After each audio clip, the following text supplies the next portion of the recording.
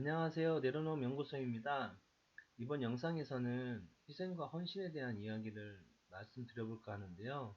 네, 정말 오랜만에 제가 영상을 촬영하게 되었습니다.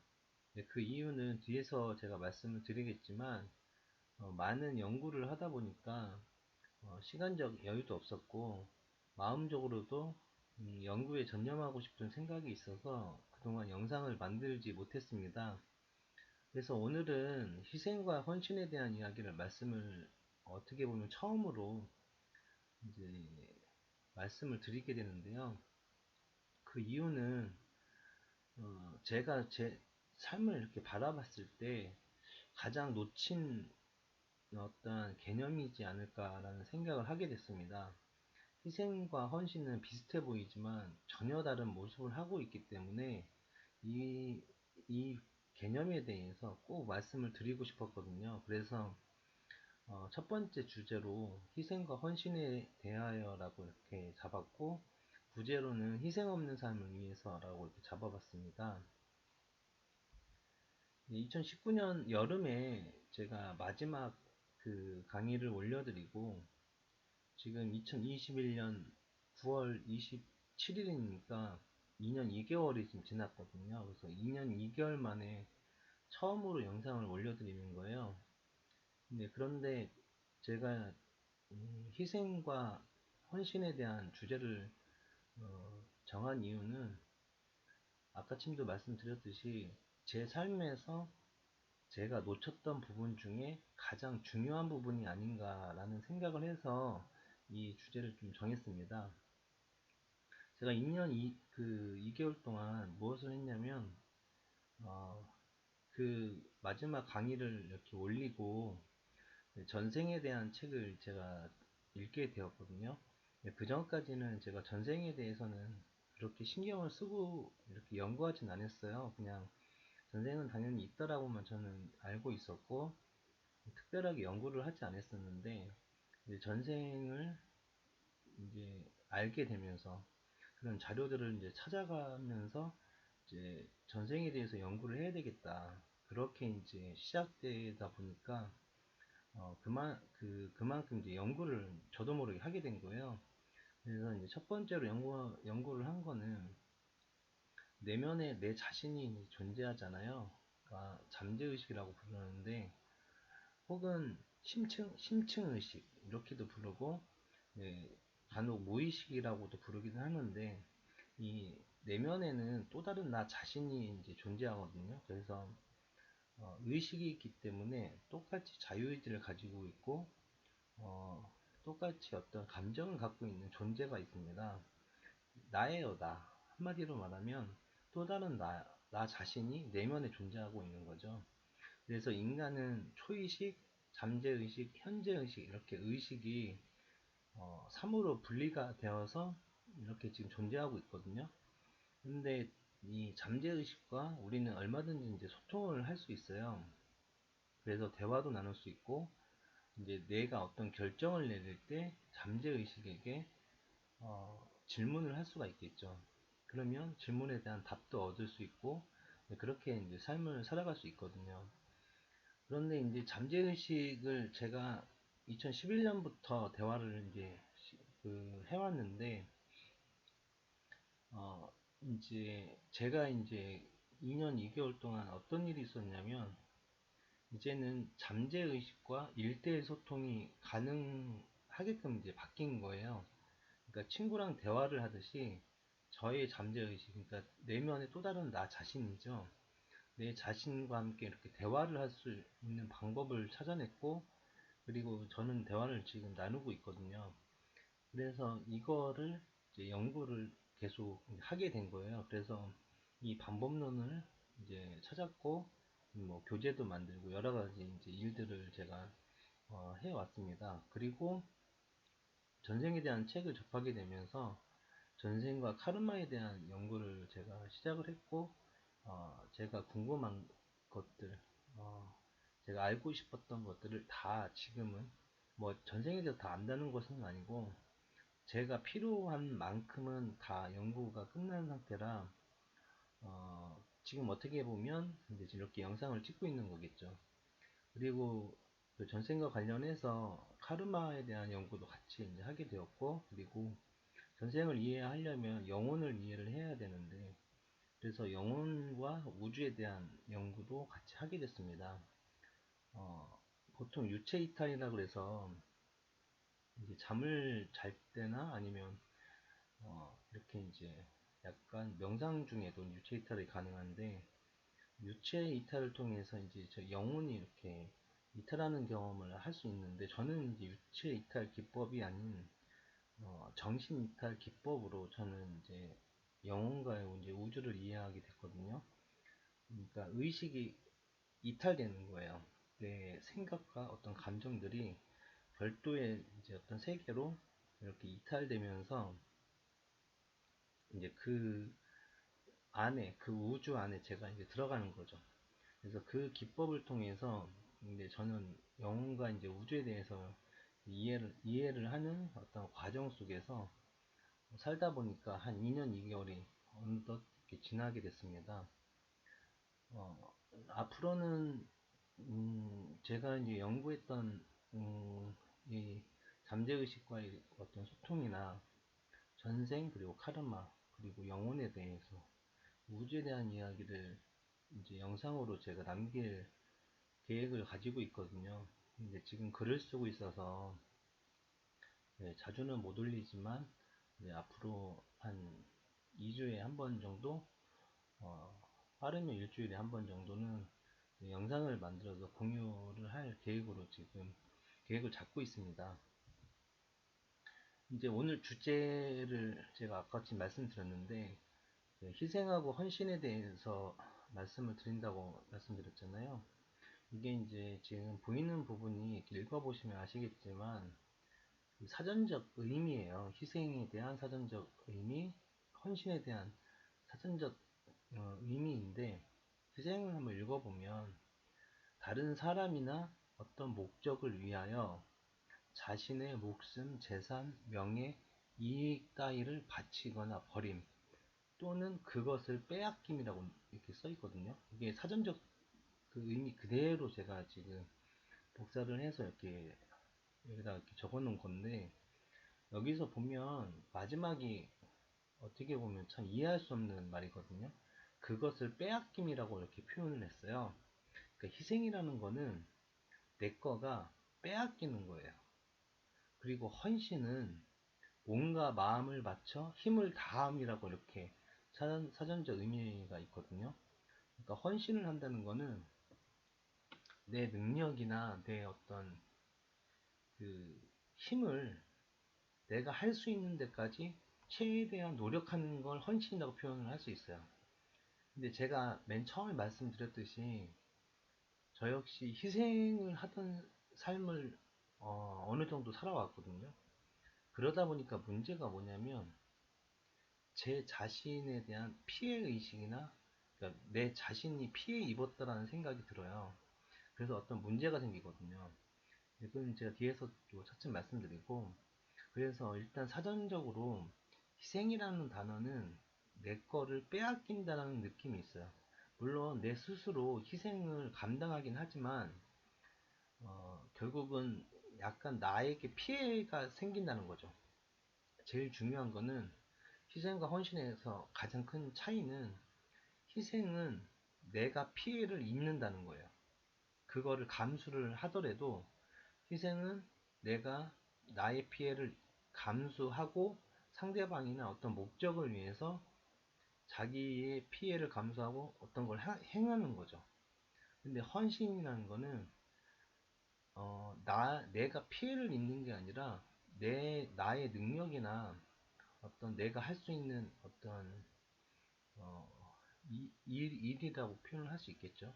그러니까 내가 할 수 있는 것을 최선을 다해서 다 한다는 그런 느낌이에요. 그러니까 희생과 헌신은 전혀 다른 어떤 개념을 가지고 있습니다. 그래서 희생을 하면 안 되는 이유가 있어요. 제가 앞서 말씀드렸듯이 제가 카르마에 대한 그 연구를 했다고 그랬잖아요. 첫 번째가 희생을 하면 갚아야 할 카르마가 쌓입니다. 이게 매우 중요한 개념인데, 헌신을 할 때는 내 능력을 발현해서 할 수 있는 걸 최선을 다하기 때문에 제가 자기 자신이 피해가 있거나 이런 게 아니에요. 역으로 헌신을 하게 되면 자기 자신의 능력이 늘어나는 거예요. 하다 보면 자기가 할 수 있는 역량을 최대한 노력하는 거니까요. 그럼 점점 늘어나요. 근데 희생을 하면 무슨 문제가 생기냐면 내가 이 사람을 위해서 내가 피해를 감수를 해야 되잖아요. 희생은 무조건. 그러면 내가 상대방을 위해서 희생을 했다는 의미는 내가 상대방 대신 피해를 입었다는 거예요. 그러면 상대방 입장에서는 내가 피해를 입었기 때문에 그 피해에 대한 보상을 해줘야 됩니다. 이게 매우 중요한 개념인데 그래서 희생을 하면 안 돼요. 왜 그러냐? 그 상대방은 도움을 받는 것 같지만 결국은 갚아야 될 도움을 받는 거예요. 그래서 카르마가 쌓이게 돼서 인연법이 복잡해집니다. 그러니까 우리가 삶을 살다 보면 조금 편하게 살고 싶고 자유롭게 살고 싶은데 이렇게 희생을 하게 되면 카르마가 쌓이니까 복잡해집니다. 삶 자체가 인연법이. 그래서 가장 중요한 개념으로 카르마가 쌓인다는 거예요. 부정적인 카르마가. 갚아야 할 카르마가 쌓이는 거죠. 그리고 상대방에게는 당연히 부담이 되는 거고요. 간단하게 예를 들자면 이제 부모와 자식 간에 보통 이런 일이 많은데요. 보통 부모는 자식을 위해서 희생을 하는 경우가 많거든요. 그러면 자식 입장에서는 부모님을 위해서 사는 경우가 있어요.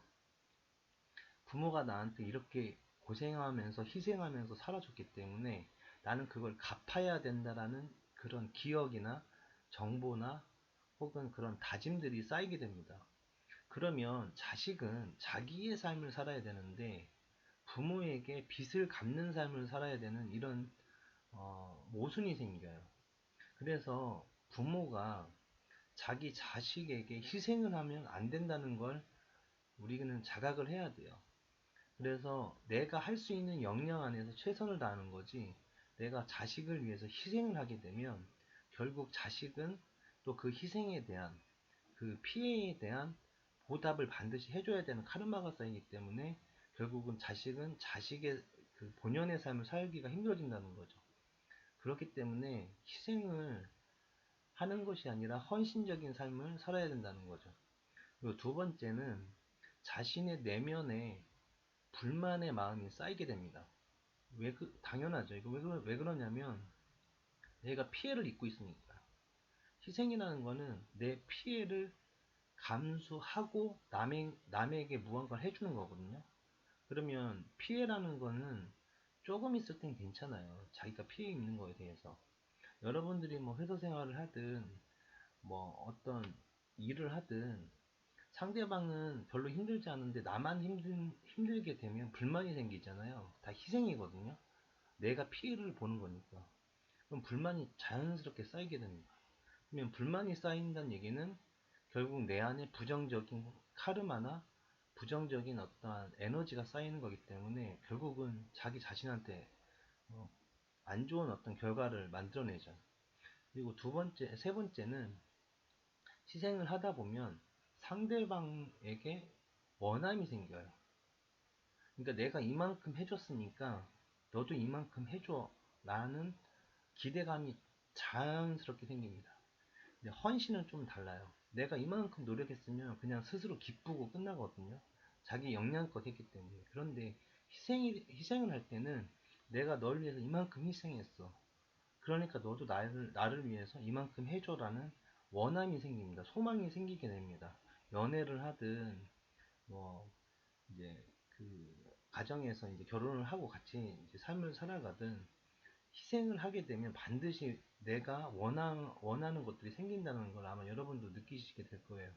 그래서 상대방이 원하는 걸 해주면 괜찮은데, 안 해주다 보면 그게 미움으로 이제 발전을 하게 되죠.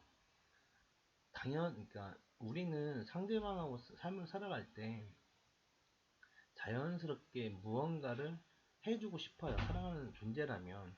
그런데 그런 것들이 상대방이 상대방이 자주 이렇게 잘해주다 보면 자기 스스로 점점 희생하는 삶으로 흘러가게 됩니다. 왜냐하면 상대방이 좋아하게 되면 그 모습을 이제 보고 좋아하게 되죠.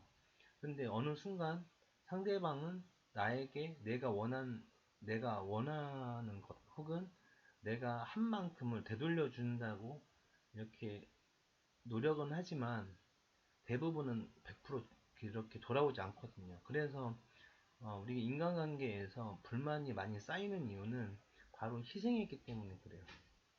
희생을 하다 보니까 상대방에게 준 것은 100인데 상대방이 나한테 주는 건 뭐 30, 40밖에 안 되는 거죠. 그래서 인간관계에서 많은 불만이 쌓이게 되고 이제 부부나 연인 관계에서도 불만이 이제 쌓이다 보니까 이제 이별을 하는 경우가 이제 발생을 하는 거죠. 알고 보면 원리를 알고 보면 희생을 했느냐 안 했느냐 그것만 봐도 둘만의 어떤 관계를 분석하는데 아주 쉽게 분석을 할 수 있거든요. 그리고 이제 네 번째는 상대방을 위해서 내가 무언가를 했다는 관념이 쌓이게 됩니다. 내가 희생을 하게 되면 내가 저 사람을 위해서 이만큼 했어. 내가 이만큼 참았어. 이만큼 희생했어. 그 마음이 쌓이게 되거든요. 그러면 상대방을 위해서 도운 일이 되는 건데, 그러니까 돕게 되는 거죠. 희생을 했다는 건 돕는 거니까. 근데 문제는 뭐냐면 상대방을 도울 때 무주상 보시로 도와야 된다는 어떤 불교의 가르침이 있어요. 이제 기독교적으로 보면 이제 오른손이 한 일을 왼손이 모르게 하라 이런 의미거든요. 그러니까 내가 누군가를 도울 때는 그냥 저 사람을 위해서 도와야 되거든요. 저 사람이 불쌍하니까 혹은 저 사람에게 이것이 필요하니까 이래서 도와야 되는데 만일 상대방한테 희생을 하게 되면 내가 그 사람한테 이만큼 했어, 이만큼 도와줬어 라고 내가 상대방을 도왔다라는 상이 생겨요. 상. 그러니까 그런 기억이 쌓이게 되는 거죠. 내가 널 이만큼 도왔어. 내가 너한테 이만큼 했어. 우리가 이제 보통 인간관계에서 다툼이 일어나면 꼭 하는 말이 있어요. 내가 너한테 한 게 뭔데? 내가 너한테 얼마나 잘해줬는데? 이런 식으로 상대방한테 해준 거에 대한 어떠한 기억이 존재하게 됩니다. 그러면 이거는 온전한 공덕으로 쌓이지가 않아요. 그러니까 카르마상에서 카르마를 보면 공덕이라는 개념이 있죠. 죄가 있고 공덕이 있고. 그러니까 상대방을 열심히 도왔는데 공덕이 쌓이지가 않는 거예요. 그러니까 내가 희생을 하다 보니까 상대방에게 이만큼 해줬고 저건 저만큼 해줬고 이게 계속 쌓이게 되는 거예요. 이러면 상대방을 온전하게 도운 게 아니라 자기가 상대방을 위해서 이만큼 했다, 잘했다라는 이제 상을 가지게 되면서 제대로 된 어떤 공덕을 쌓지 못하게 되는 거죠. 그래서 희생을 하는 게 아니라 헌신을 하게 되면 헌신이라는 거는 자기가 자기의 열정 안에서 표현을 하는 거기 때문에 내가 누굴 도왔다라고 생각을 가지지 않게 됩니다. 나는 그저 나의 것을 표현했다. 이렇게 이제 해석이 되거든요.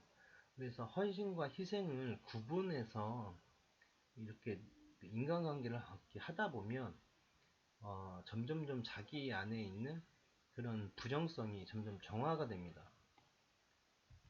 근데 어떻게 이제 해 나가면 되냐면 첫 번째는 나를 위한 헌신의 삶을 이제 살아가야 합니다. 근데 첫 번째로 이게 제일 중요한 게 나를 위한 거거든요. 그러니까 내가 만일 그 음악을 잘해서 기타를 잘 친다고 치죠. 그러면 재능 기부를 하는 경우가 있잖아요. 남을 위해서 이렇게 재능 기부를 하는 경우가 있는데, 그러니까 재능 기부를 할 때 내가 즐겁고 나의 능력을 열심히 표현을 하고 싶다. 라는 목적을 가지고 재능 기부를 하게 되면 나 자신은 그냥 연주에 집중하고 그 다음에 즐거운 시간을 보내고 그리고 나로서 할 수 있는 거 최선을 다한 어떠한 순간의 삶을 살게 된 거거든요. 그런데 만일 내가 이 사람을 위해 내가 피해를 입고 희생을 하면 이제 내 안에 불만이 이제 쌓이게 되는 거죠. 그래서 첫 번째는 자기 자신을 위한 헌신의 삶을 살아야 됩니다. 그러니까 자기 자신이 나를 위하는 것인지를 꼭 생각을 해봐야 돼요. 그 기준이 나를 위하는 것인지를 이제 한번 질문을 해봐야죠. 희생을 한다면 남을 위하는 삶이잖아요. 그러니까 희생이라는 것은 내가 피해를 입고 내가 피해를 감수하고 상대방에게 어떤 이득을 주는 게 희생이 있잖아요. 그런데 헌신은 내가 피해를 입는 게 아니라는 거죠. 그러니까 결국은 내 자신을 위한 어떤 삶이 되는 거죠. 그래서 헌신의 그 사전적 의미를 보면 몸과 마음을 바쳐 힘을 다함이에요. 그러니까 있는 힘을 다해서 노력을 하는 거죠. 이거랑 자기가 피해를 입고 상대방한테 잘해주는 건 이거는 완전히 다른 개념이기 때문에 나 자신을 위한 것인지 그 내가 하는 행동이 내가 남을 위해서 하는 행동이 혹은 내가 삶을 이제 살아가는데 내가 살고 있는 삶이 나를 위한 삶인지 그거를 한번 꼭 생각을 해보면 내가 희생을 하는 삶을 살았는지 아니면 헌신하는 삶을 살았는지 구분을 하실 수 있을 거예요. 근데 제가 왜 이렇게 자세하게 설명을 드리냐면 저는 헌신을 한다고 생각을 했었는데 희생하는 삶을 제가 많이 살아왔더라고요. 그래서 불만이 쌓이고 상대방에 대한 미움이 쌓이고 이제 그런 저의 모습을 발견하게 되면서 아 내가 정말 이건 잘못된 삶을 살아왔구나라는 걸 깨닫게 되면서 이 부분을 제가 강조를 지금 하고 있는 거예요. 여러분들도 한번 내가 희생을 했는지 헌신을 했는지 한번 생각을 한번 해보세요. 그러니까 삶을 살아가면서 내가 내 피해를 감수하면서 남한테 잘해줬는지 아니면 내가 좋아서 내가 잘할 수 있어서 내가 잘할 수 있으니까 남한테 해준 거죠. 이것을 이렇게 구분해서 한번 봐보시면 인간관계를 이렇게 개별로 다 한번 봐보세요. 내가 이 사람한테 희생을 했는가 헌신을 했는가 이 사람한테 내가 희생을 했는가 헌신을 했는가 이렇게 바라보면 어떤 사람은 희생을 하는 경우가 많을 거예요. 그러면 그 사람한테 불만이나 혹은 여러 가지 이제 그 바램 같은 게 있을 수 있어요. 그러니까 그렇게 구분을 한번 해서 인간관계를 한번 비춰보면 아마 삶을 살아가는데 어떻게 내가 그 다음 삶을 살아갈 수 있을지 어떤 선택을 해야 되는지 아마 쉽게 알 수 있을 겁니다.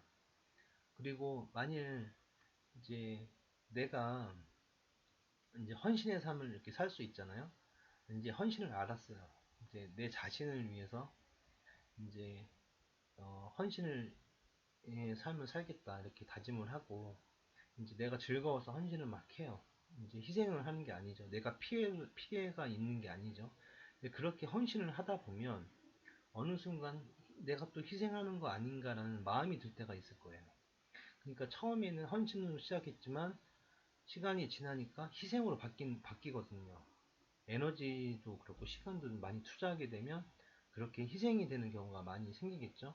그러면 마음에 희생의 마음이 내가 든다. 내가 피해를 감수하면서까지 헌신하고 있다. 그러면 이제 헌신을 멈춰야 됩니다.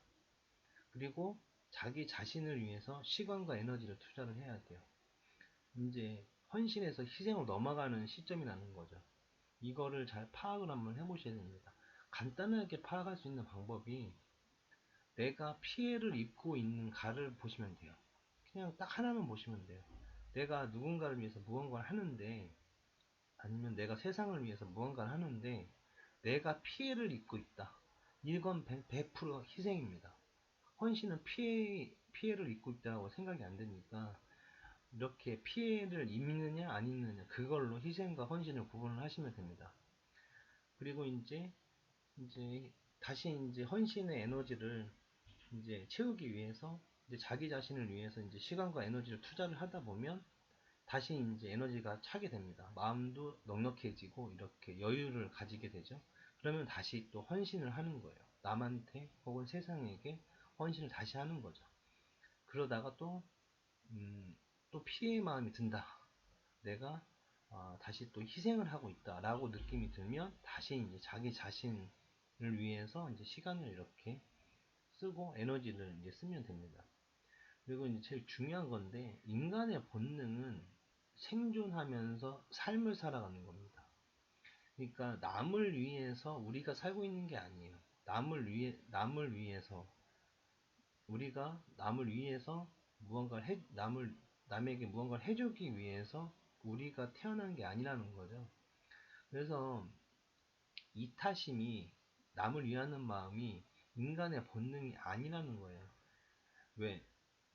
남을 위하는 마음을 가졌으면 우리는 생존을 할 수가 없습니다.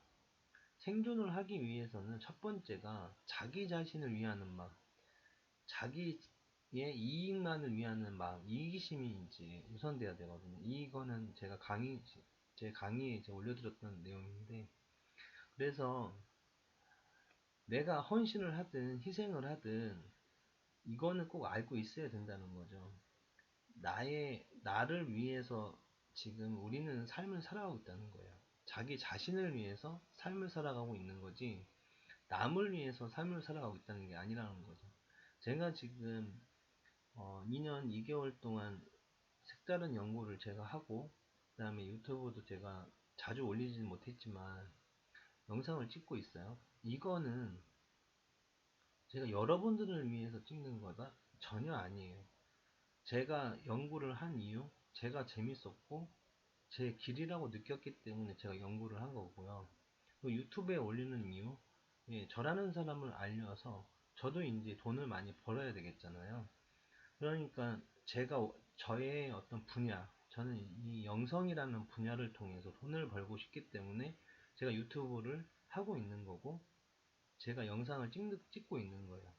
희생을 하는 것도 아니고 헌신의 삶은 조금 있어요. 제가 잘할 수 있는 걸 보여주는 거죠. 제가 잘 아는 거, 제가 연구한 거, 제가 헌신을 다해서 연구한 분야를 유튜브에 올린다면 이거는 헌신은 될 수 있죠. 하지만 희생의 삶은 아니라는 거예요. 제가 제 시간을 아껴서 여러분들을 위해서 무언가를 하고 있다? 이건 아니라는 거죠. 그러니까 우리가 남을 위할 때 착각하는 게 상대방을 위했다라고 느끼는 그 마음을 내려놓을 수 있어야 됩니다. 삶을 살든 아니면 자기 어떤 그 인간관계에서 이렇게 만나든 누군가를 만나든 천천히 한번 바라보세요. 내가 이 사람을 위해서 살고 있는지, 솔직히 내 자신을 위해서 이 사람한테 잘해주고 있는지, 이걸 잘 생각을 해보면, 아, 조금만 생각을 해보면 내 자신을 위해서 저 사람한테 잘하고 있다는 걸 깨닫게 될 거예요. 단적인 예로 자식을 한번 예를 들어볼까요? 자식이 있다면 자식한테 잘하는 이유가 뭘까요? 자식을 사랑하는 이유가 뭘까요? 자식이 공부도 잘하고 건강하고 잘 돼야 내가 행복하니까요.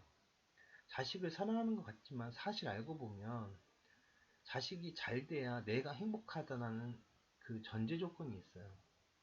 자식이 말을 안 듣고 공부도 안 하고 맨날 사고만 친다면 내 삶이 힘들어지잖아요. 그래서 자식한테 원하는 게 생기죠. 잘 크기를, 잘 성장하기를 바란단 말이에요. 이거 다 자기 자신을 위한 거예요. 연인도 마찬가지예요.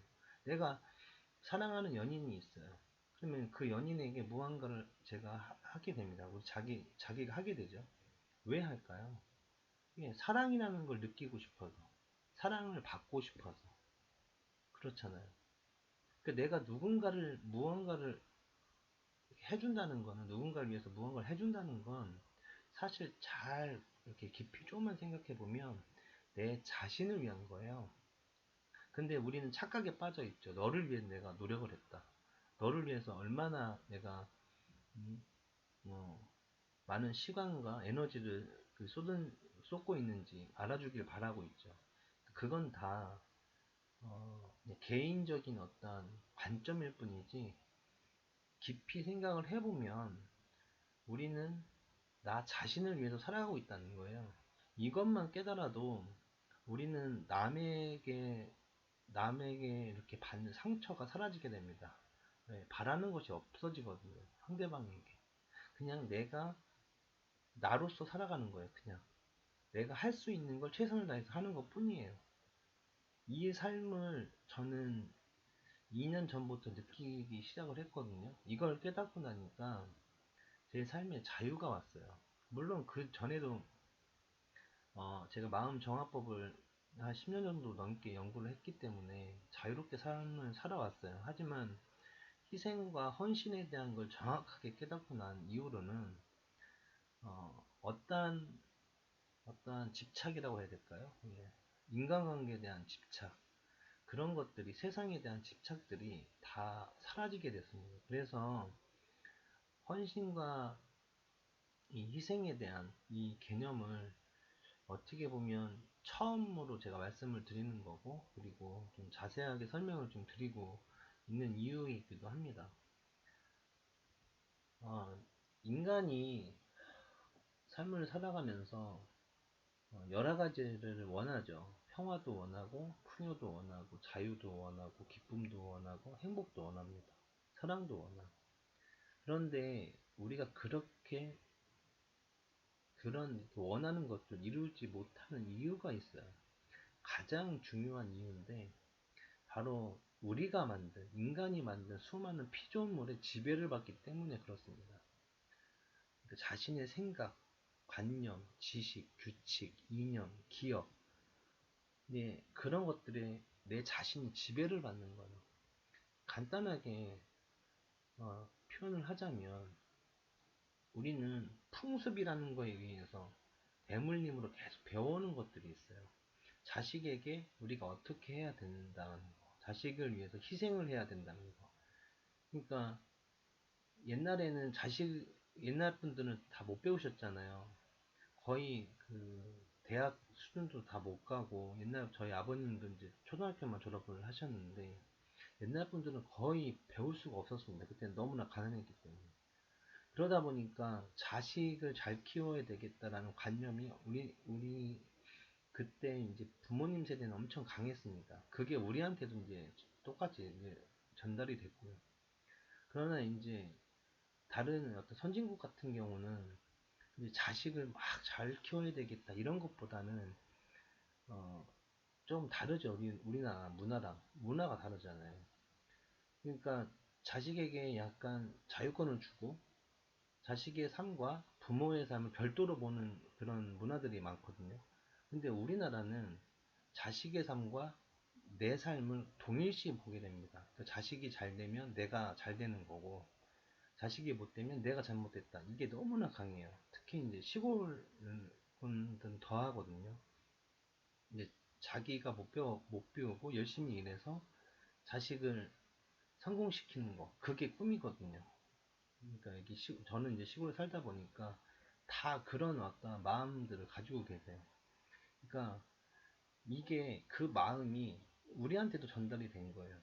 저희도 똑같이 자식이 잘 되면 행복하고, 그거에 이제 어떻게 보면 모든 걸 거는 경우도 많죠.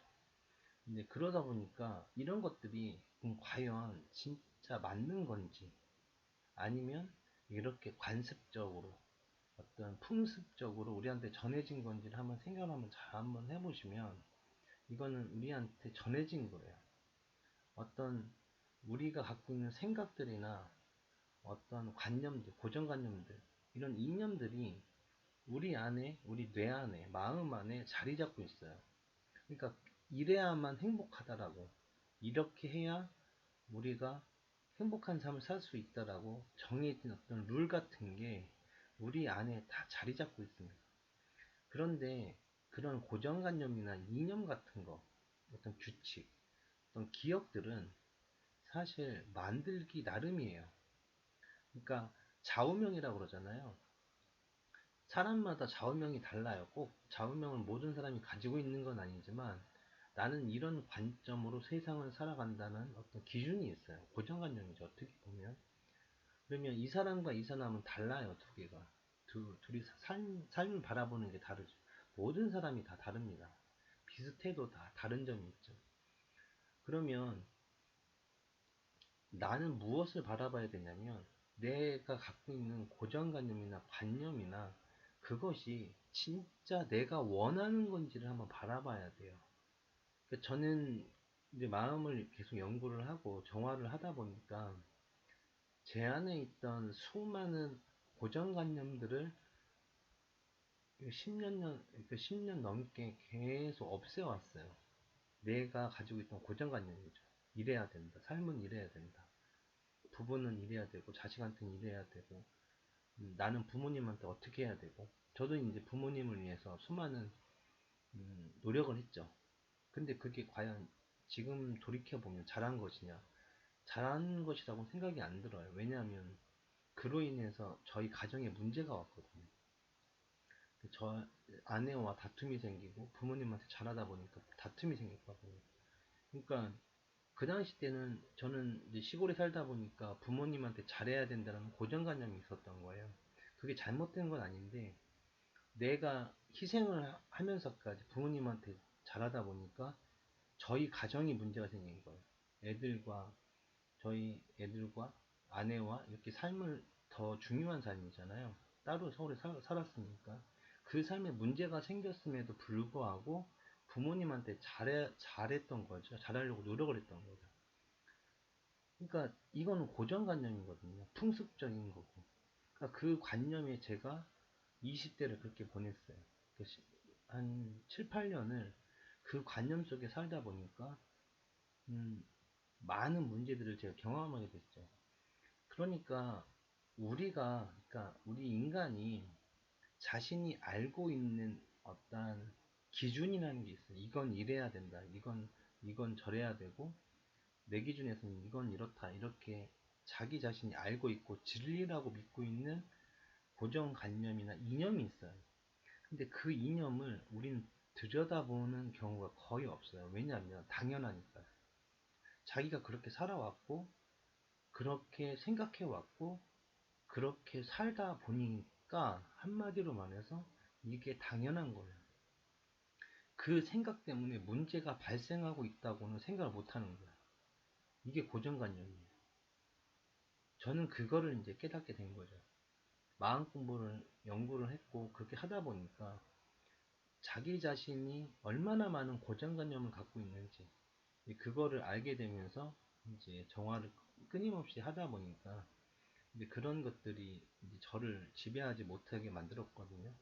그래서 우리는 수많은 생각을 만들고 규칙을 만들고 이유를 만들어요. 근데 그 이유가 내 삶을 지배하고 있다는 거죠. 내 생각과 관념이.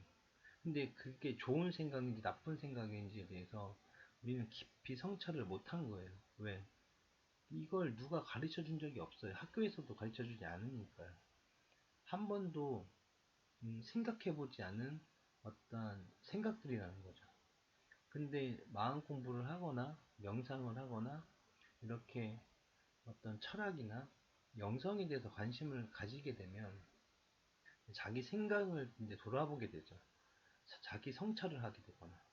그때 이제 자기의 삶을 바라보고 자신의 생각을 이제 돌아보게 되면서 무언가 잘못됐다는 걸 이제 깨닫게 되는데 깨닫게 돼도 한참이 지나야만 이제 자기가 변함을 이제 느끼게 돼요.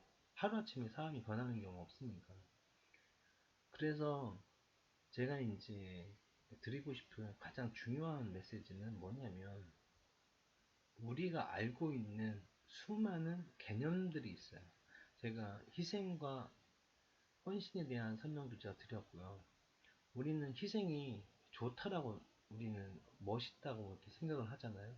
아름답다고 생각을 하고. 하지만 이치상으로 보면 어떠한 우주적 어떤 어, 법칙상으로 보면 희생은 정말 좋지 않은 습관입니다.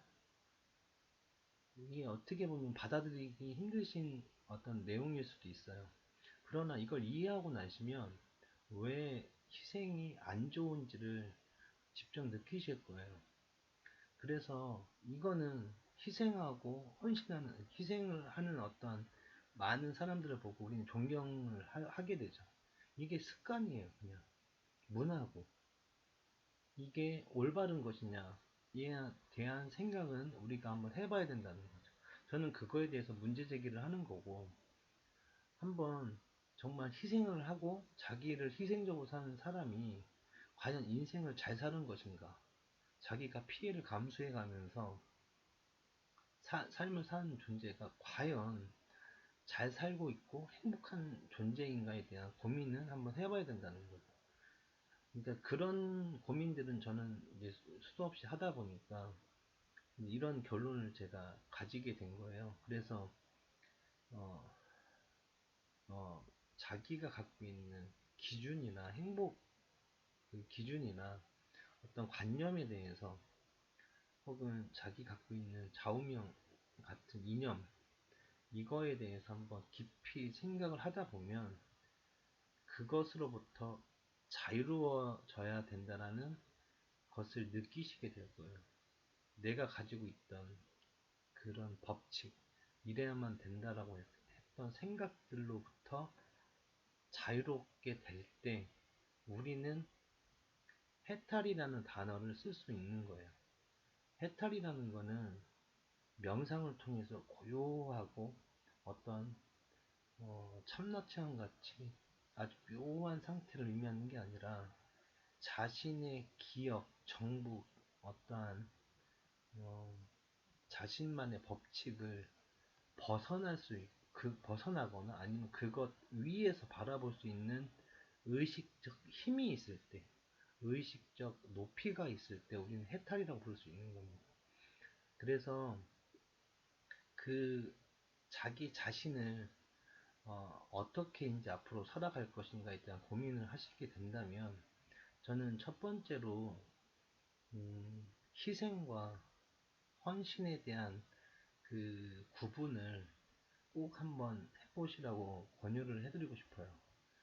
제가 이걸 깨닫고 나서 엄청난 자유를 얻었기 때문에 한번 꼭 깊이 한번 고민해 보셨으면 하는 그런 의미로 제가 첫 번째 오랜만에 제 영상을 올리는데 첫 번째 주제로 헌신과 희생에 대한 이야기를 좀 하게 됐습니다. 문제를 해결하고 행복을 찾는 방법은 여러 가지가 있을 거예요. 정말 많죠.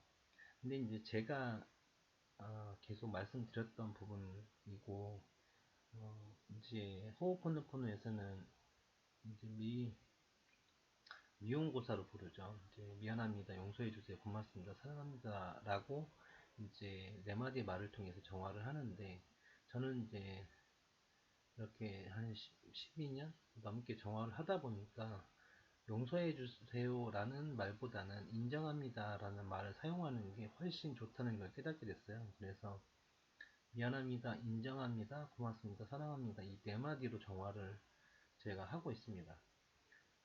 그리고 정화를 하기에 앞서서 세 가지를 꼭 이해를 해야 되는데요. 모든 걸 사랑의 관점으로 바라봐야 된다는 것. 그러니까 내가 상대방이 나에게 어떤 미움이나 분노를 나한테 표출했다 하더라도 그걸 사랑의 관점으로 바라볼 수 있는 어떤 자기의 의식적 높이가 필요합니다. 의식적 높이라고 제가 표현을 했는데 어, 화가 나한테 왔을 때 이걸 사랑으로 내가 풀어보겠다, 이해해보겠다라는 의식이죠. 높은 의식을 제가 의식적 높이라고 제가 표현을 했는데 그래서 어떤 상황이 오든 어떤 문제가 다가오든 어떤 고난이 다가오든 그걸 사랑의 관점으로 내가 이해할 수 있는 의식적 높이가 필요하고요. 두 번째는 나에게 주어진 거기 때문에 수용할 수 있는 마음이 필요합니다. 다 내 인생 안에서 벌어지고 있다. 다 나로부터 비롯됐다라는 걸 나 자신이 이해하고 그리고 주어진 거에 대해서 수용할 수 있는 자세. 그리고 내 인생 안에서 벌어지고 있기 때문에 그거에 대한 책임이 나한테 있다는 걸 깨달아야만 온전한 정화가 일어나게 됩니다. 온전한 책임은 정화에서 매우 중요하기 때문에 제가 이제 그 다른 영상에서도 제가 말씀을 드렸던 부분이기 때문에 생략을 해도 될 것 같고요. 그래서 정화를 하기, 정화를 하기 전에 내가 사랑의 관점을 가졌는지, 온전한 수용을 하고 있는지, 온전하게 책임을 지고 있는 이 세 가지를 한번 질문을 해보시고 미용고사든 아니면 제가 지금 말씀드리고 있는 미인고사든 이렇게 정화를 해 나가시면 일단 부정적인 것들이 정화되면서 점점 그런 것들 어떤 그 자기 자신의 마음을 이렇게 가두고 있는 그런 부정적인 기억들이 정화가 될 겁니다. 그리고 부정적인 생각들이 이제 정화가 되면서 긍정적인 어떤 영감으로 바뀌는 그런 경험도 하시게 될 거고요. 그렇게 저는 12년 넘게 정화를 하면서 느꼈던 점은 정화는 분명히 기적을 만들어낸다는 거예요. 저는 수많은 기적을 경험을 했고 지금은 최근 이제 2년 2개월 동안 정말 많은 일들을 겪게 되면서 제 삶이 완전히 바뀌었습니다. 전혀 다르게 인생이 흘러가고 있고요. 전혀 다른 삶이 펼쳐질 거라고 저는 눈에 보이고 있고요. 기적 같은 삶을 제가 경험을 했고요. 정말 놀라운 일들을 경험했기 때문에 꼭 정화를 선택을 하셔서 온전한 삶을 한번 기적 같은 삶을 경험하시기를 제가 기원을 드리겠습니다. 그리고 마지막으로 오늘 주제인 헌신과 희생에 대해서 한번 깊이 생각해 보셨으면 좋겠다고 마지막으로 말씀드리고 영상을 마무리하도록 하겠습니다. 긴 영상 끝까지 봐주셔서 감사합니다. 고맙습니다.